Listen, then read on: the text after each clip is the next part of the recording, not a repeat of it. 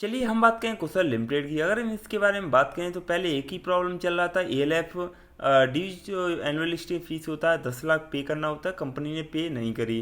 दूसरी प्रॉब्लम ये चल रही है HDD non compliant detail of compliance. अभी आप चेक करो तो आपको दिख जाएगा। ये तभी आता है, मैं आपको क्लियर कर दूं, ये तब आता है जब कंपनी, कोई भी कंपनी है वो हाइड करती है, सीक्रेट डाटा शेयर नहीं करती है। मतलब ये है कंपनी कुछ ना कुछ छुपाने की कोशिश करती है और सेबी को अगर इसका पता लगता है तो इस पर फाइन मारती है और एचडीडी नॉन कॉम्प्लियंट लगा देती है, जिसकी वजह से इसका जो चार्जेस है 5000 पर डे के हिसाब से आप सोच सकते हैं 5000 रुपये पर डे के हिसाब से इसे पे करना पड़ेगा जब भी ये लिस्ट होगी।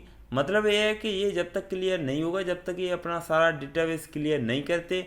तो इसके बाद दो प्रॉब्लम है। तो यहाँ पे अब आपको ये लग रहा होगा क्या मेरा पैसा फंस गया या फिर मैं इससे क्या करूँ, मेरा पैसा तो बहुत कुछ लगा है इसमें। मतलब काफ़ी चीज़ हैं जो आपके दिमाग में चल रही हैं और काफ़ी टाइम से अगर हम देखें 7-8 महीने से इसमें ट्रेड भी नहीं हुआ है, तो जाहिर सी बात है आपके दिमाग में आ रहा होगा कि ये बिल्कुल भाग गई कंपनी, यहाँ पर कुछ भी हो नहीं सकता।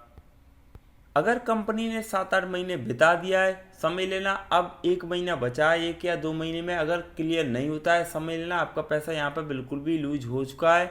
और इसमें अगर हम देखें तो अक्टूबर मंथ में हो सकता है इसमें कुछ हो सकता है, इसमें हो सकता है कि ये अपना क्लियर कर दें, क्योंकि अगर कुशल लिमिटेड को और वापस मार्केट में आना है तो इनको दो चीज़ें वो क्लियर करनी पड़ेगी। एएलएफ है, इनको पेमेंट देना पड़ेगा भाई, जो 10 लाख रुपए होता है 1 साल का, वो पेनलाइज तभी होगा।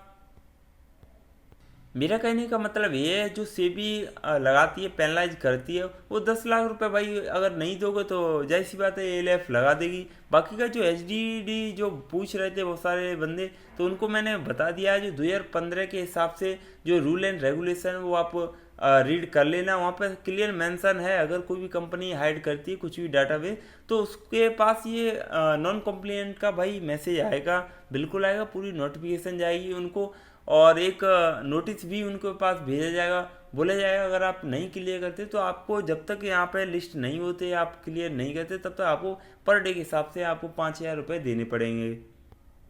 अगर आप मेरा ओपिनियन मानो कि इसमें वापस आ सकता है, हाँ चांसेस हैं, तो अभी आपको 10% में रहना, 90% यहाँ पर देख लेना कि आपका पैसा यहाँ पर लूज हो चुका है। तो आगे से ऐसा ना हो, तो ऐसे पेनी स्टॉक बिल्कुल ही सेलेक्ट ना करें जो आपको लग रहा है कि ये कंपनी भाग जाएगी या फिर आपको समझ में नहीं आ रहा बिजनेस बिजनेस और आपको ध्यान रखना है सारा का सारा कैपिटल बिल्कुल भी एक स्टॉक में नहीं लगाना है। आपको ये बेवकूफ़ी बिल्कुल भी नहीं करनी है। अगर आप ऐसा बार बार करोगे, सारा पैसा आप मार्केट में गवा दोगे, आप बिल्कुल भी पैसा नहीं कमा सकते। मैं बार बार यही चीज़ बोलता हूँ, अगर आपके पास पैसा है तो आप 5-6 स्टॉक है उनमें डिवाइड कर सकते हैं और हमेशा पेनी स्टॉक में उतना ही पैसा लगाएं, ना कि बराबर जो आप खोने के लिए तैयार है। अब आप लगा रहे हो भाई, आपके पास पैसा है 1 लाख रुपए के आसपास, 1 लाख रुपए भी एक पेनी स्टॉक में लगा दिए, मान लो आपने कुशल लिमिटेड में लगा दिए, तो उसका क्या रिटर्न मिला? कुछ भी नहीं मिला।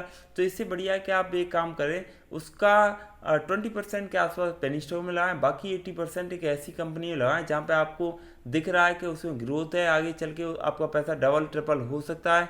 तो अभी फिलहाल मैं आपको जितने भी यूजर हैं या फिर रिटेल इन्वेस्टर उनके लिए एक ही मतलब बात कहना चाहूँगा, आगे से ध्यान रखें। अभी इसमें होप है, तो अक्टूबर मंथ तक मेरे हिसाब से आपको वेट करना पड़ेगा, बाकी का फिर उसके बाद बिल्कुल क्लियर हो जाएगा, यहाँ पर कुछ भी नहीं बचेगा।